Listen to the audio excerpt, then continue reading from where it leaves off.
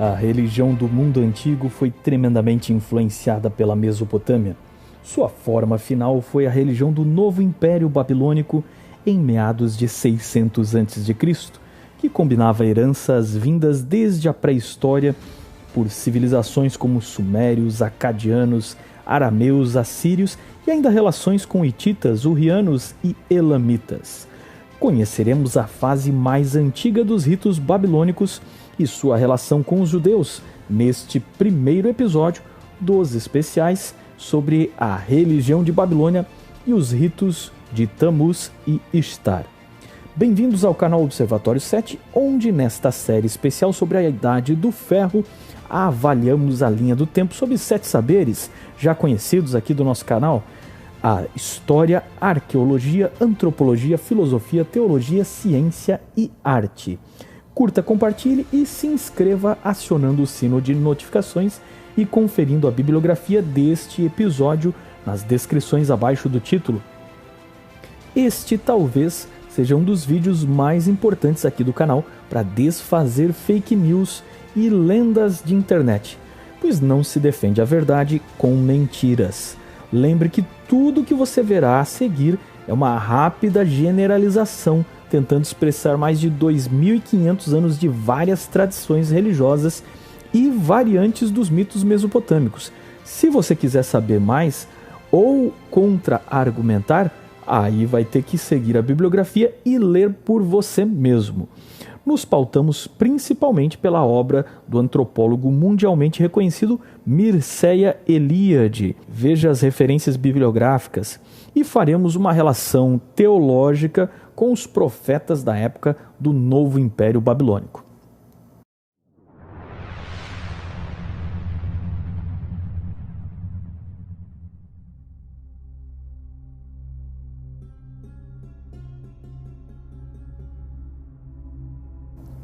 As manifestações dos deuses babilônios ocorriam nos eventos da natureza, não havendo para eles a dicotomia entre o mundo natural e sobrenatural.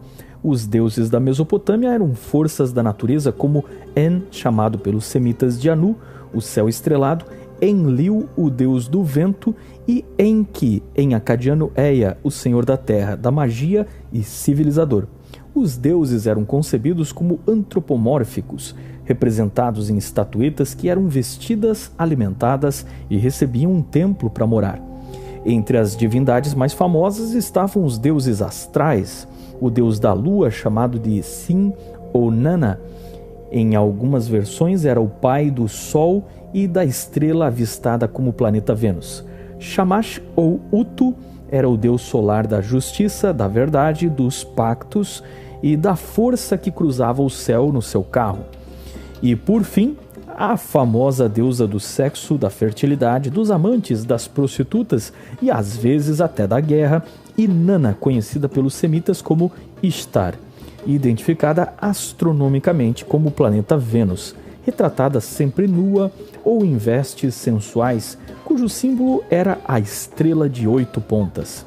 Foi muito adorada em Canaã como Astarote, e você pode ver o tipo de religião e culto que se desenvolveu neste especial sobre a religião de Canaã, clicando no link que está aparecendo.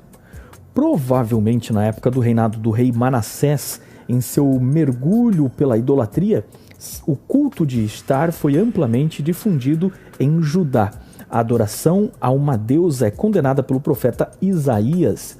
Na censura aos idólatras, o culto a Deus é descrito como uma estátua em meio ao jardim, que recebia cultos de mistérios regados a comidas como ensopados com alimentos abomináveis à lei de Deus, como o porco e o rato, mencionados neste texto, e proibidos também em Levíticos 11. O profeta Jeremias, contemporâneo da ascensão de Babilônia, menciona no capítulo 7 que a rainha do céu era adorada junto com Baal, com ritos de ofertas de bolos, queimar incenso e libações associados à prática de furto, assassinato, adultério, mentira e desprezo ao órfão e à viúva. Em Jeremias 44, o profeta condena as colônias de judeus que se refugiaram no Egito e se contaminaram pela idolatria. É bem sabido que Ishtar no Egito se identificava com Ísis, a rainha dos deuses, mas lá simbolizada pela estrela Sirius em lugar do planeta Vênus. Na verdade, além de Vênus, cujos movimentos foram minuciosamente documentados pelos babilônios, eles já conheciam o movimento celestial dos planetas Mercúrio, Marte, Júpiter e Saturno, todos associados a divindades. Na mente do babilônio, tudo era cíclico, dos movimentos astronômicos aos ritmos da vida, de forma que, se pudessem prever ou adivinhar, poderiam controlar os deuses ou se antecipar a eles. Ao contrário da mente hebraica, cujo livro de Gênesis estabelecia uma história com início e linear, a mente dos babilônios via a história como um eterno retorno, onde o cosmos e a história retornariam ao caos e seguiria novamente se desenvolvendo. O universo era eternamente cíclico. E neste sentido que a astrologia era talvez a mais importante das formas que os babilônios utilizavam para tentar prever o futuro, tentando interpretar ainda alguns padrões, incluindo a forma da água, do óleo na água, o movimento das chamas, o voo dos pássaros, interpretação de sonhos, o exame de entranhas, muito bem conhecidos entre outros povos. Os ciclos da natureza coincidiam com os astros. O calendário era, portanto, a ferramenta de controle e previsão. Mesopotâmicos e judeus entendiam os astros como um grande relógio celestial. Mas enquanto os babilônios viam os deuses nos corpos celestiais, o livro de Moisés descrevia-os apenas como luminares ou coisas inanimadas feitas para iluminar e marcar as estações. Os deuses babilônicos eram interpretações da natureza, mas o deus hebreu estava fora da natureza. Para o mesopotâmico, o Deus se manifestava na estátua. Já para o hebreu, seu Deus não podia ser limitado a uma estátua, ou então isso o tornaria um ídolo, que é aquilo que é adorado por alguém, mas não tem eternidade. Um outro tipo de Deus mesopotâmico era aquele entendido como herói civilizador, e podia ser até um homem que viveu numa época primordial. O famoso Tammuz, ou Damuzi, ou Dumazi, em algumas versões, é um desses exemplos. Ele é alvo de inúmeras teorias da internet que o apontam que Tammuz é a versão suméria de Nimrod da Bíblia. Em outras versões, seria o filho de Nimrod, que foi amamentado pela viúva deixada por ele, uma tal Semirâmides. Ou, em teorias de conspiração, do lado ateu, seria o mito de onde copiaram a ideia para a história de Jesus Cristo e do nascimento virginal. Teóricos crentes e teóricos céticos usam o mesmo personagem em várias imagens de internet para justificar a sua ideia. Mas, afinal, segundo o que a arqueologia pode nos contar, como era o culto de Tammuz? Em primeiro lugar, nós não sabemos quase nada da mãe dele e não há figuras dele sendo amamentado no colo de sua mãe. Em segundo lugar, Semirâmides foi uma rainha da Assíria e viveu não na época de Nimrod, mas na época do reino dividido de Israel e Judá, talvez paralelo ao reinado de Jeroboão II. E você vê no meio do conteúdo do vídeo que está aparecendo neste link acima, caso queira saber mais sobre Semirâmides. Agora vamos ao mito, conforme as fontes cuneiformes que chegaram até os antropólogos e arqueólogos. Tammuz ou Damuzi era um humano que, segundo os relatos sumérios, teria sido um rei que viveu antes do dilúvio e, para começar, nunca construiu uma torre como Babel, portanto não pode ser equiparado a Nimrod nem a seu filho, se é que Nimrod teve algum filho. Aliás, o pouco que sabemos de Nimrod pela Bíblia é que ele era da linhagem de Cã, filho de Cush, que era um homem poderoso, um caçador, e que construiu a Torre de Babel, sendo o primeiro monarca a tentar reunir um império. Nada é dito sobre uma esposa ou filhos, a não ser que ele também construiu as cidades de Uruk, Nínive, Acade e Cauné. Existem alguns relatos na literatura judaica não bíblica sobre Nimrod, mas nada que se possa ser levado a sério do ponto de vista teológico ou histórico. Nimrod, o rebelde, não era um pastor como Tamuz, era um caçador e parece se identificar mais com o mito de Gilgamesh, que também era rei de Uruk e lutou com feras, mas em nada com Tamuz, descrito no mito como um pastor que produzia lã e leite. Este pastor disputa o amor de Ishtar com Enkidu, um agricultor filho de Enki, o deus da terra e herói civilizador da Suméria, que em outro mito comeu frutos e ficou doente até ser ajudado por sua esposa, a Senhora da Costela.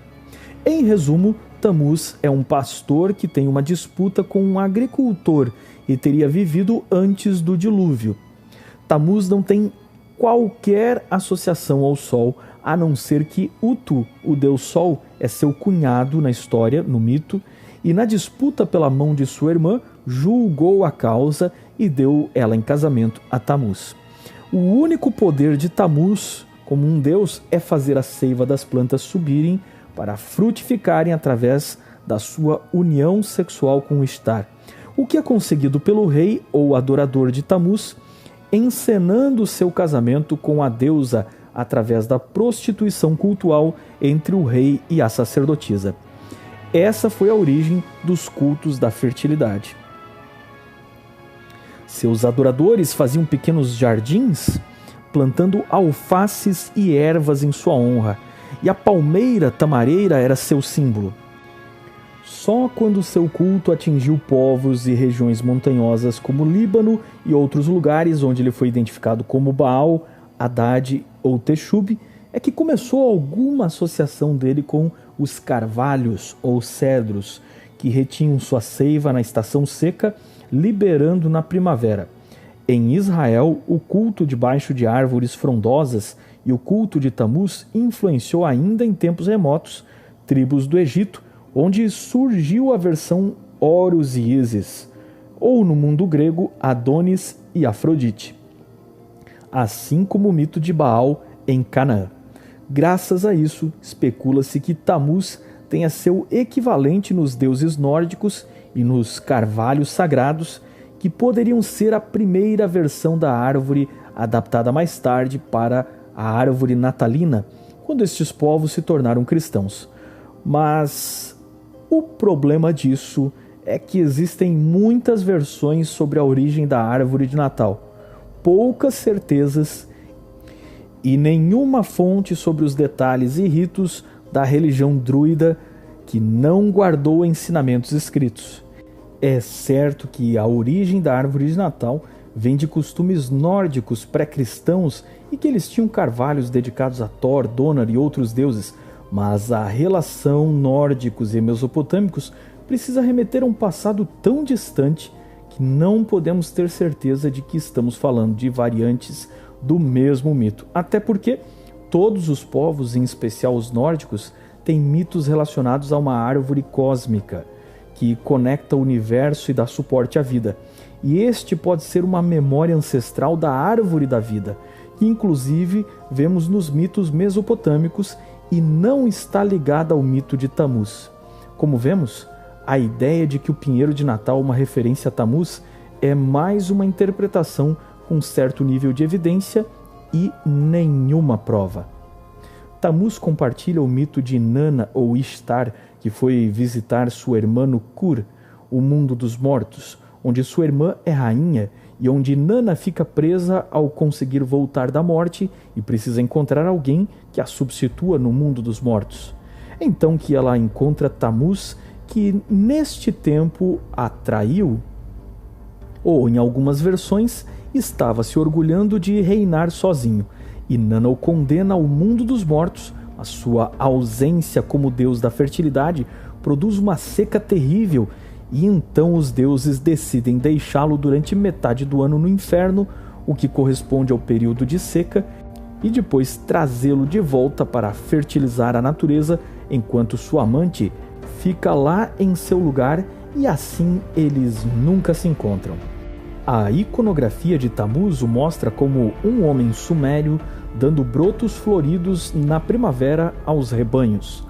Não há nenhum pinheiro de Natal, não há neve, não há um culto solar, nem uma virgem que teve um filho, absolutamente nada.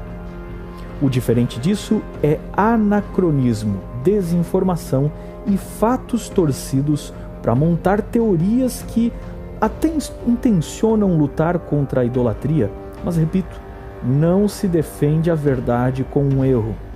Não há sociedade que não encontre algum paganismo.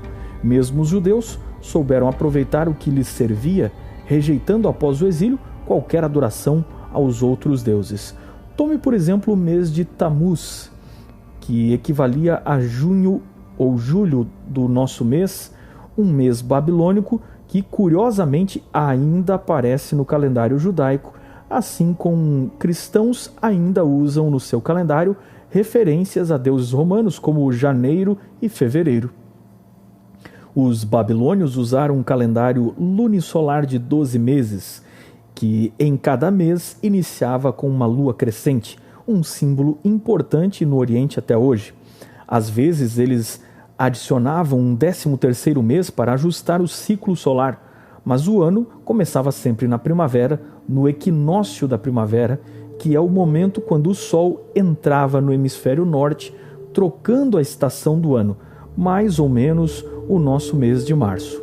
Essa percepção não era apenas babilônica, na verdade, diversas culturas entenderam que era extremamente eficiente para marcar o ano novo, definindo por uma referência solar que marcava a nova estação, uma vez que são os ciclos solares que determinam o tempo de um ano.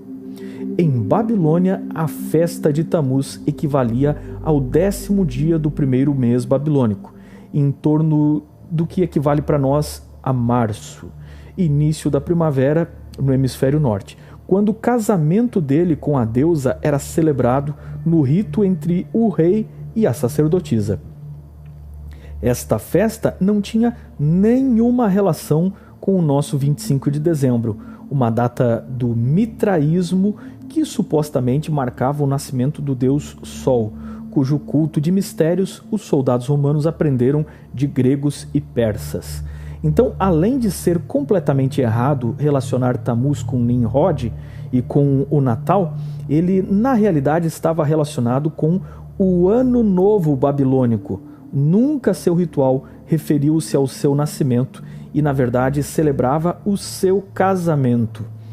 No entanto, o mês de Tammuz vinha meses depois do Ano Novo e era o auge do verão, seguido da estiagem, considerado a época em que Tammuz estava preso no mundo dos mortos e por isso as plantas não brotavam e os animais não nasciam. Até que uns 6 meses depois, segundo o ritual, chegavam as chuvas e os campos se recuperavam até explodirem em vida nova na primavera. E isso era considerado não o nascimento, e sim a volta de Tammuz do mundo dos mortos. Perceba que absolutamente não há nada a ver com o clima invernal da Europa nórdica. Não há nascimento ou celebração pelo nascimento de um bebê, nem neve, nem culto solar, e está muito mais relacionado com a época das chuvas. É importante destacar que estes ritos e crenças não tinham nenhum objetivo salvador para os adoradores babilônios, nem de perdão ou vida eterna, pois o pós-vida para os babilônios era embaixo da terra comendo poeira, ou esperando coisa melhor vindo das ofertas que eram derramadas na terra ou sobre o túmulo dos mortos. O rito de Tammuz era uma forma de entender a inevitabilidade da morte, e por isso as mulheres choravam por ele. Ezequiel capítulo 8 nos mostra uma das descrições mais claras do culto de Tammuz, que era praticado nos dias anteriores ao cativeiro em Babilônia. O profeta descreve a hipocrisia dos que dizem adorar Yahweh, mas escondidos nas câmaras do templo adoram répteis e animais imundos. Este réptil pode ter sido o dragão, um dos símbolos de Marduk, que pode ser visto nos murais de Babilônia. O dragão na literatura bíblica é sempre uma referência ao tentador do Jardim do Éden, portanto o diabo na visão bíblica, ou seja, ao cultuar ídolos, os judeus estavam adorando o próprio pai da mentira. Ao falar da serpente do Éden, do Leviatã ou do dragão no Novo Testamento, os autores bíblicos estavam tomando figuras míticas da religião babilônica e dando novo significado para dizer que aquela religião era a contrafação da religião verdadeira. A seguir, Ezequiel descreve sacerdotes voltados para o Oriente adorando o sol, o que é justamente o contrário da lei de Moisés, que mandou construir o santuário onde o adorador devia dar as costas à nascente do sol para entrar nele. Mas Ezequiel os vê dando as costas ao templo, simbolicamente ignorando os 10 mandamentos que ficavam no templo e adorando o sol, como vimos, era Utu Shamash, o deus das leis babilônicas. Ezequiel não está falando aqui de Tamuz. Tamuz aparece no outro verso desse texto, quando as mulheres estão chorando por ele no ritual de sua morte. Ezequiel 8 estabelece o padrão da idolatria pelo qual os judeus estão sendo levados ao cativeiro, sendo a adoração ao diabo, disfarçado em ídolos, a mudança da lei de Deus e a espera num falso Messias. Este é um tema teológico atemporal que realmente devemos aplicar à religião moderna. E que mandamento podia prevenir a idolatria e deixar claro quem era o verdadeiro Deus? O sábado, o 4º mandamento, identificava que o Deus único, Yahweh, era o Criador e não uma coisa criada como o sol, um mero luminar. Yahweh fez tudo em 6 dias e ao descansar no 7º, cada homem e mulher estava reconhecendo que obedecia ao Criador e não à sua própria vontade. Não à toa, a sequência em Ezequiel 9 menciona que Deus selaria os fiéis antes que o juízo chegasse sobre os adoradores dos deuses falsos, quando Jerusalém fosse finalmente destruída pelos babilônios. E como eles seriam selados? A visão do profeta fala de um mensageiro de Deus marcando a fronte dos fiéis. Já em Ezequiel 20, na continuidade dessa linha de pensamento, um grupo de anciãos procura o profeta para saber o porquê seus pais pecaram contra Deus, por que seu povo foi destruído, e Ezequiel responde contando a história de como Deus os tirou do Egito e fez um pacto, lhes dando como sinal o sábado, argumento repetido por Ezequiel no verso 12 e no verso 20, onde ele destaca o sábado como um sinal de Deus. O sábado como sinal entre Deus e seu povo é mais uma vez destacado por Ezequiel ao listar os pecados pelos quais eles estavam sendo julgados. Abre aspas, no meio de ti desprezam o pai e a mãe, praticam extorsões contra o estrangeiro e são injustos para com o órfão e a viúva. Desprezaste as minhas coisas santas e profanaste os meus sábados. Fecha aspas, Ezequiel 22, 7 a 8. Mas como este é um canal que conecta história e teologia, não poderíamos terminar sem mencionar que na teologia geral da Bíblia, quando João escreveu o Apocalipse, retomou a bagagem teológica dos profetas do Antigo Testamento. Babilônia, que já não existia quando João viveu na era cristã, é lembrada em suas profecias como símbolo da apostasia cristã que no final dos tempos, exatamente como na época de Ezequiel, verá um anjo passando e selando na fronte os fiéis que não praticam os pecados de Babilônia. O julgamento sobre Jerusalém, histórica, que se ufana de ser fiel a Deus, mas em seguida vai atrás dos deuses de Babilônia, virando as costas para a lei de Deus, é a inquestionável tipologia do cristianismo moderno, sempre se dizendo fiel a Deus, mas ignorando sua lei e achando motivos para dizer que tal lei foi anulada, trocada, e com isso seguindo a vontade de homens em lugar do mandamento de Deus. No final, o grande ídolo é a opinião humana trocado pelo assim diz o Senhor. O profeta Isaías, descrevendo a hipocrisia de Israel no capítulo 7 de seu livro, disse que eles desobedeciam à lei de Deus, cometiam crimes e depois se diziam crentes e que nada lhes ocorreria porque eram o povo eleito, o povo abençoado, porque tinham o templo do Senhor no meio deles. Não te parece um pouco a teologia do mundo atual?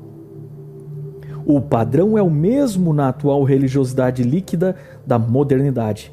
As pessoas acham que podem viver como desejarem desde que frequentem sua igreja e façam parte dos eleitos, dos que aceitaram Jesus, dos que foram salvos, do povo com o DNA certo, do povo com os rituais certos, do povo que fala o nome de Deus com a pronúncia correta ou que escreve na língua correta. Fazem parte de uma elite que canta vitórias aqui neste mundo sem mudar a forma de viver e nem sabe que está sendo pesada na balança. Como israelitas vão ao templo, mas dão as costas aceitando um outro Deus de outros mandamentos mais fáceis e convenientes para eles. Só que este outro Deus não é o sol, nem símbolos e figuras que supostamente representam o sol. Este Deus é, como diz o profeta Jeremias, seus próprios conselhos, sua própria opinião. Abre aspas, mas não deram ouvidos nem atenderam, porém andaram nos seus próprios conselhos e na dureza do seu coração maligno. Andaram para trás e não para adiante. Fecha aspas, Jeremias 7:24. Opinião, o maior ídolo da atualidade. Pessoas se ofendem por ter opinião desafiada ou corrigida. Famílias se dividem por opiniões diferentes. Opinião, o ídolo mais acariciado de cada um de nós. Um ídolo elevado pelas redes sociais, onde procuramos alguém que diga o mesmo que dizemos, para que a opinião se torne um Deus mais forte, no qual nos agarramos. Opinião é aquilo que criamos quando não há fatos e nem temos revelação das Escrituras, mas nossas percepções conectam nosso gosto a uma aparente lógica. Uma opinião é aquilo que gostaríamos que assim fosse, ignorando se realmente assim é ou não é. Os algoritmos de internet detectam nossas preferências e nos enviam conteúdos que fortalecem ainda mais o Deus opinião de cada um de nós, que nos tranca numa bolha de conteúdos específicos, onde só nossa opinião pode ser adorada sem nenhum questionamento. E todos nós, orgulhosos, achamos que somos questionadores por questionarmos opiniões diferentes da nossa, mas o questionador honesto é, na verdade, aquele que questiona suas próprias opiniões. Jeremias 7:24 diz: estamos andando em nossos próprios conselhos, e isso é tão ilusório quanto adorar o sol ou Tamuz. Aliás, Tamuz e Shamash não eram os maiores deuses de Babilônia. Então não perca o próximo episódio com o famoso Enuma Elish, o mito da criação babilônica, a Torre dos Deuses e o papel do rei de Babilônia nos ritos religiosos. Até a próxima!